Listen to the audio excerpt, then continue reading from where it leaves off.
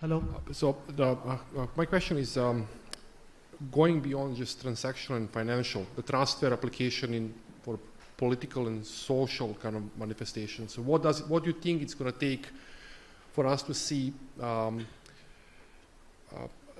application of trustware beyond just financial, so political and social?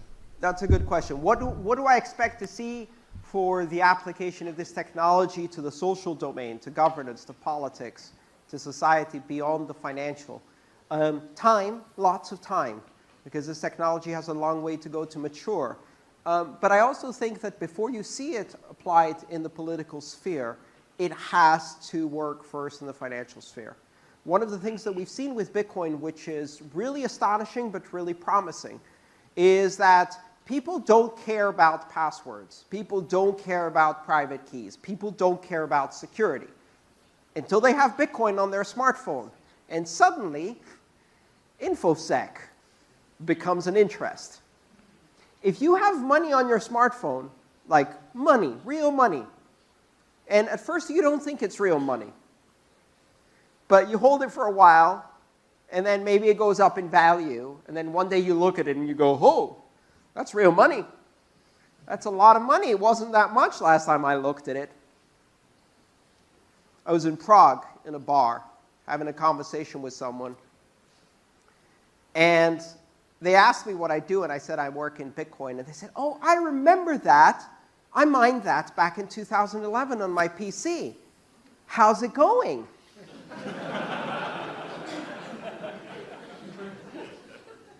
So I said, did you keep that PC? I'm not answering the question yet. Did you keep that PC? They said, yeah, I think I have the hard drive somewhere. And do you remember how much you mined? I said, not much, maybe 150, 200 Bitcoin.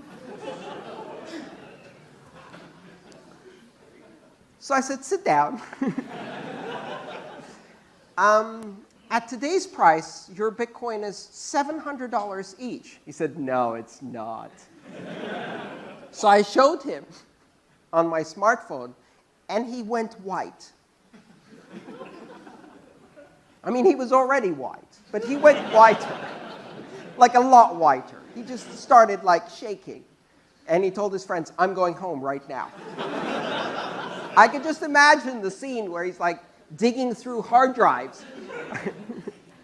So I advised them to look for the wallet.dat. But anyway, side story, the point is, you never know when suddenly that little hobby you were doing back in 2011 becomes money. But one thing becomes very real. People start caring about security. People who never set passwords, people who set their password to password 1234. And I'm seeing a few faces in the audience here who are going, hang on, that's my password. How did you know? They start caring about security. Before you go and use this technology to vote, you have to take the security seriously.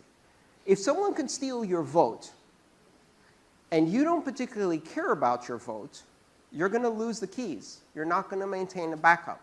But if that same device is holding your money, the lease to your car, your house, and your vote, primarily because of the first thing, your money, it's well backed up. It's the most secure thing you run. Maybe you're using a hardware wallet instead. You care about the security. So one of the reasons I don't think we're going to see social applications of this is because first you need to care about it. And the only way we found to care about it is to put money on it.